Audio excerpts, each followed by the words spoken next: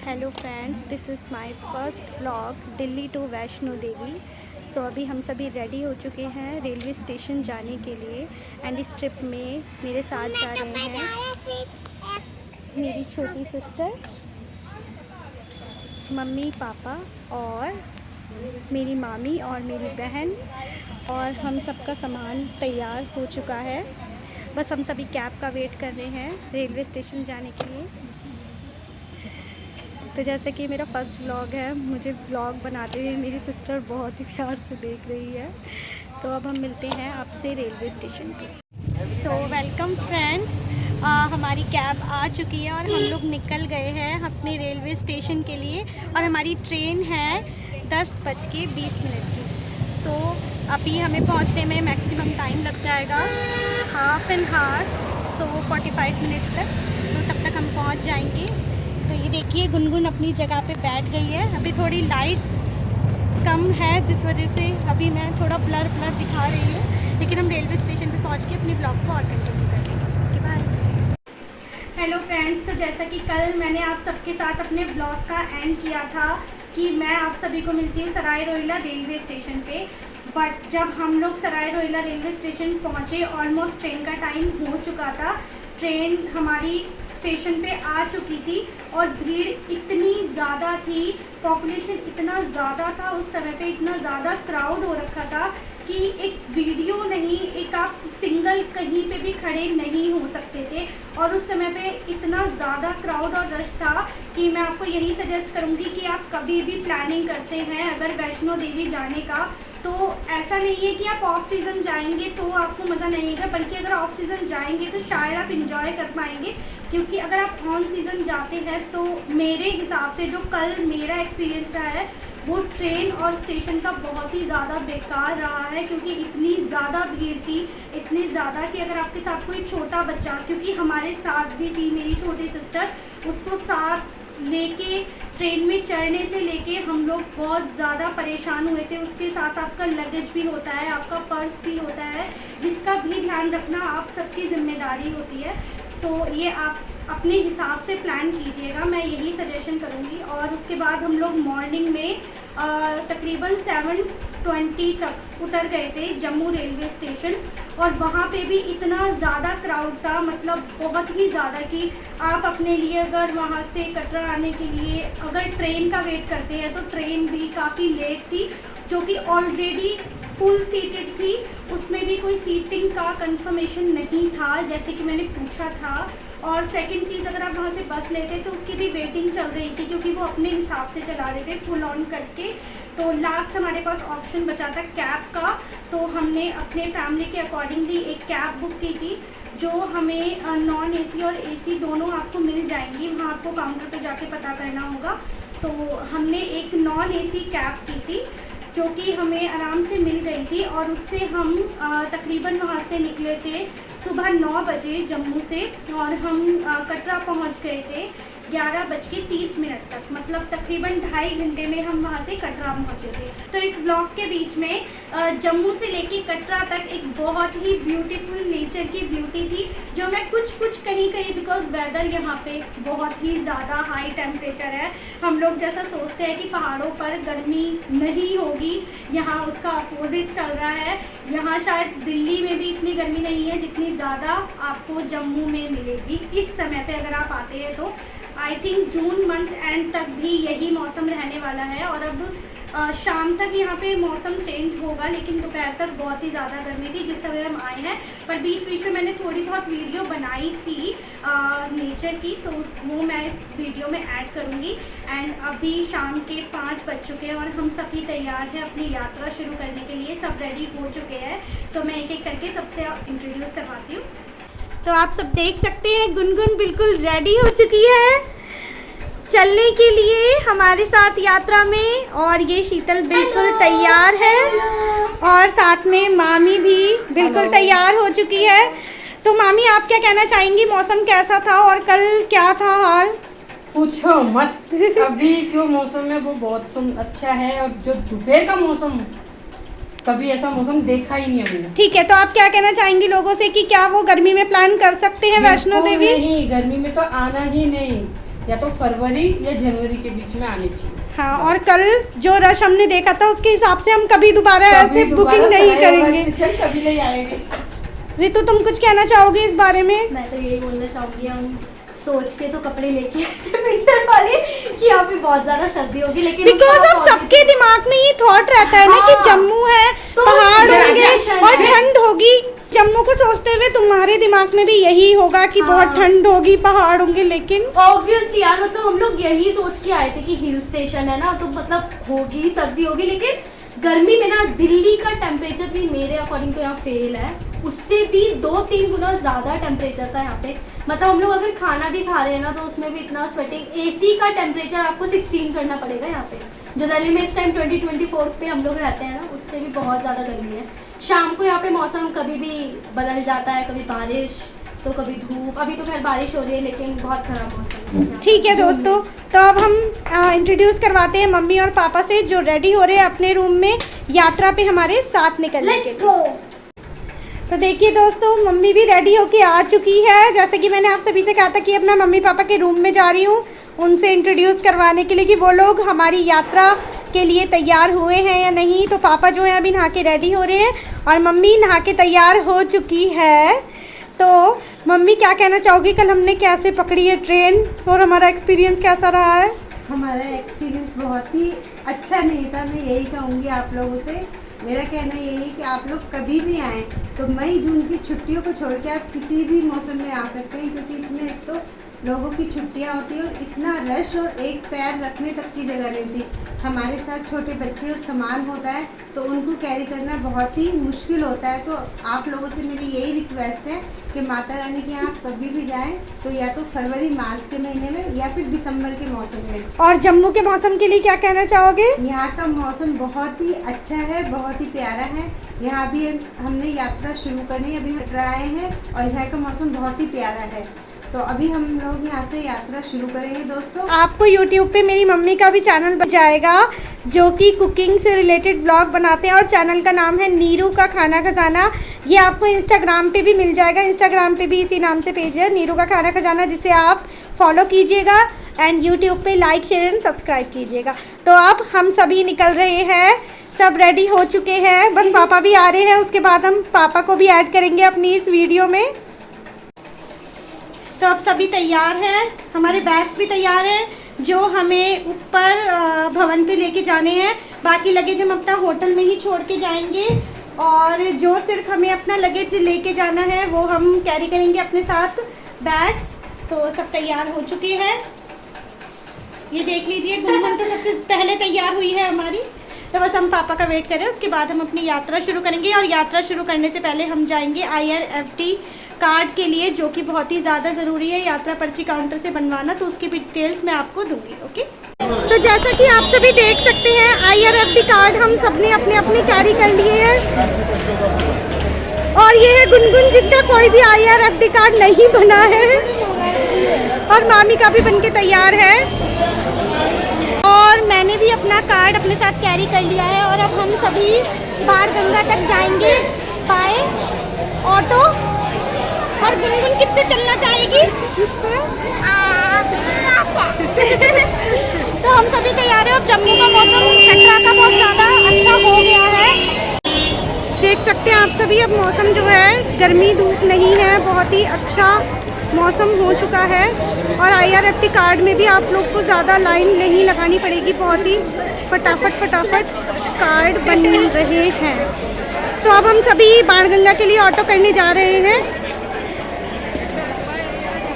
तो वीडियो देखते देखते कमेंट में जय माता दी आप सब लिखते रहिएगा।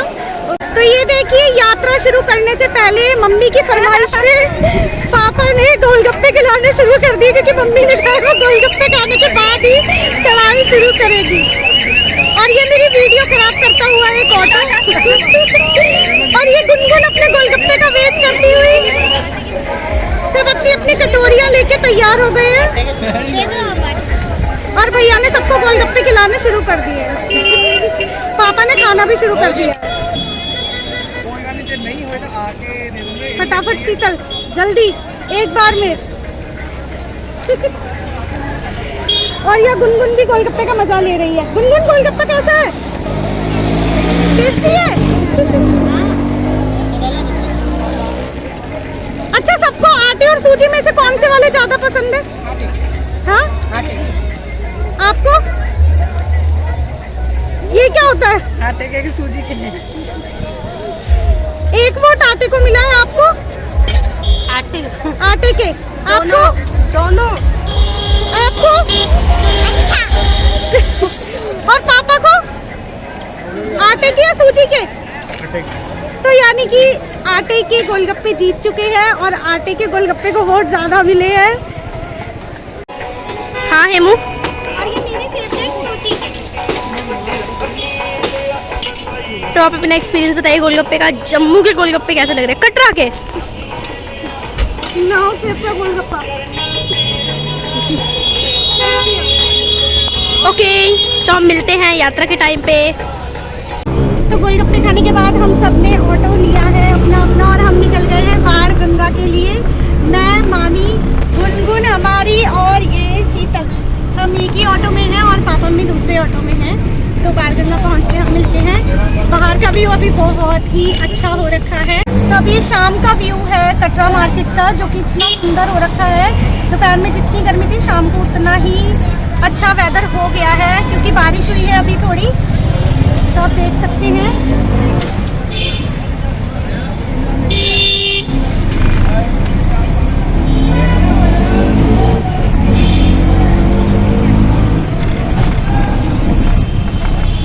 तो बाणगंगा पहुंच के मिलते हैं हम आपको।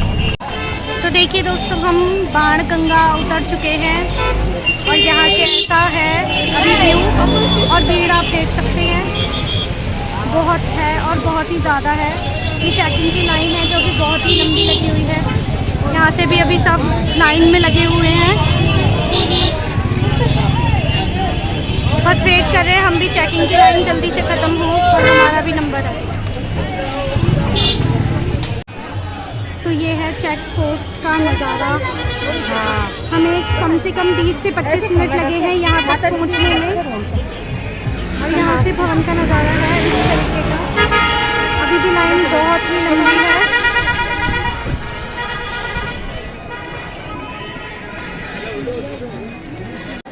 So welcome back. हम लोगों ने अपनी यात्रा जो थी वो शुरू करी थी तकरीबन 6:30 बजे करीब और अब 8 बज चुके हैं। हम लोग अपनी चेकिंग सिक्योरिटी से अब यात्रा शुरू कर दी है अपने नए रास्ते से। तो आप अंदाज़ा लगा सकते हैं कि सिक्योरिटी में भी हमें 1.5 घंटा लगा है, जहां इतनी ज़्यादा भीड़ थी, बहुत ही ज़्यादा, सैटरडे की वजह से भी और वेकेशन की वजह से।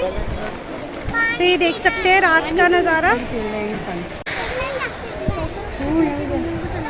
यहाँ से ताराकोट वाला न्यू रूट आ रहा है जो हमने लिया है, क्योंकि पुराने वाले रास्ते पे इतनी ज़्यादा भीड़ है कि कदम रखने की भी जगह नहीं है। और ये जो नया रास्ता है ये बिल्कुल खाली है और हम यहीं से ही अपनी यात्रा शुरू करेंगे। ये खाली है। गुनगुन, गुनगुन, जय माता दी बोल दो। जय माता की। अरे वाह। सो वेलकम दोस्तों, अब हम पहुंच चुके हैं ताराकोट वाला। हमने नया रास्ता लिया था अपनी यात्रा के लिए। तो अब हम पहुंच चुके हैं RFID काउंटर पे। जो लोग यात्रा शुरू करते समय RFID कार्ड नहीं बनवाते हैं तो यहाँ पे भी बीच में मैं दिखा देती हूँ, एक काउंटर पड़ता है जिससे आप बनवा सकते हैं। तो आप देख सकते हैं ये है RFID काउंटर, जहाँ से आप अपना कार्ड बनवा के अपनी यात्रा आगे कंटिन्यू कर सकते हैं। बिकॉज बिना RFID कार्ड के आप अपनी यात्रा नहीं कर पाएंगे। तो इसी तरह गुनगुन अभी भी पैदल यात्रा कर रही है, वॉकर नहीं लिया है इस बच्ची ने, और मामी भी।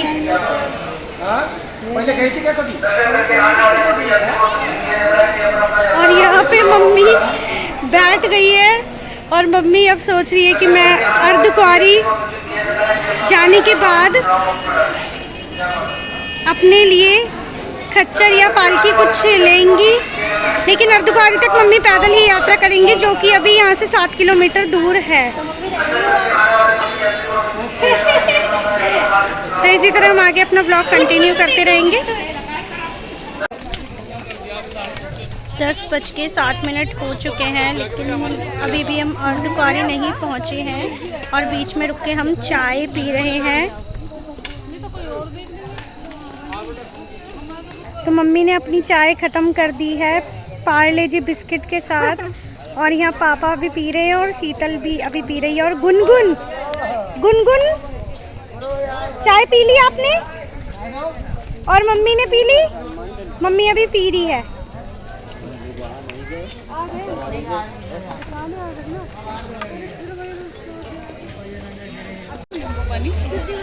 और मैं भी अभी पी रही हूँ, और उसके बाद हम चाय पी के फिर आगे अपनी यात्रा कंटिन्यू करेंगे। तो वेलकम फ्रेंड्स, हमने रात को जो अपना ब्लॉग था वो छोड़ दिया था जब हम यात्रा अपनी शुरू कर रहे थे, और अर्धकुंवारी आने में भी टाइम था। तो हम अर्धकुंवारी पहुँच गए थे 1:45 पे रात को, और उसके बाद हमने वहाँ पे थोड़ी नहीं मतलब करीबन 2 से 2.5 घंटे हमने वहाँ पे रेस्ट किया है, क्योंकि बिल्कुल भी हिम्मत नहीं थी कि आगे हम चढ़ाई कर पाएँ।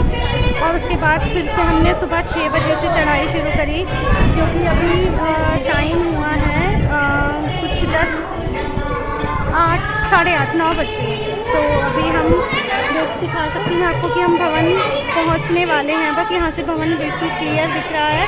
उसे देख के बहुत ज़्यादा खुशी हो रही है कि हमारी अब जो मेहनत है वो सफल होने वाली है। जो हम इतने टाइम से चढ़ाई करते, फाइनली हम माँ के दर्शन करेंगे। तो मैं आप लोग को यहाँ से एक झलक दिखाती हूँ, फिर आगे से हम आपको दिखाएंगे। तो देख सकते हैं आप दोस्तों, यहाँ से माँ का भवन बहुत ही क्लियर दिख रहा है।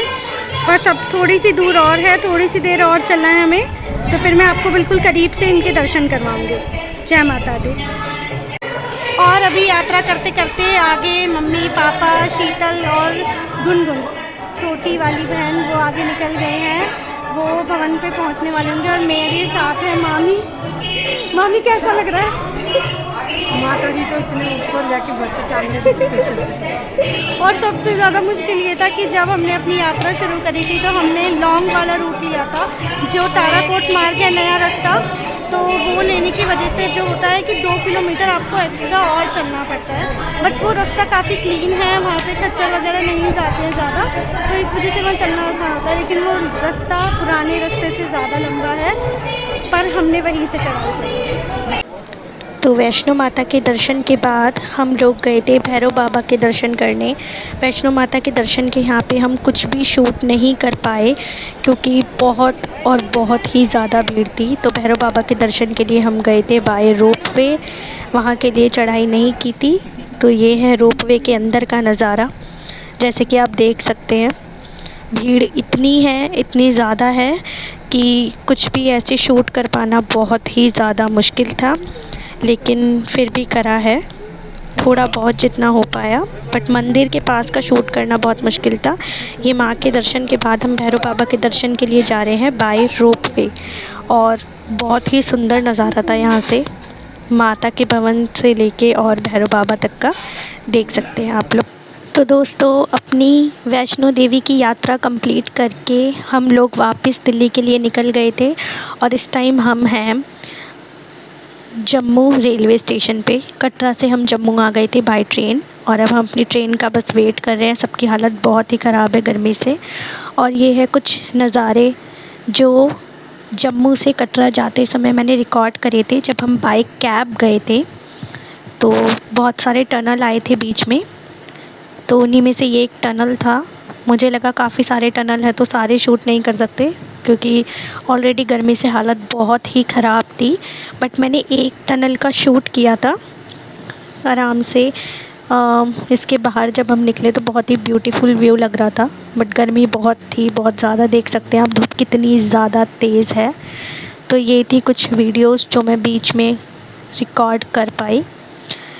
गर्मी बहुत ही ज़्यादा थी। तो फ्रेंड्स, ये थी हमारी दिल्ली टू वैष्णो देवी की यात्रा। अगर आपको ये वीडियो अच्छी लगी हो तो इसे लाइक, शेयर एंड कमेंट ज़रूर कीजिएगा। चैनल को सब्सक्राइब कीजिएगा। Thanks for watching.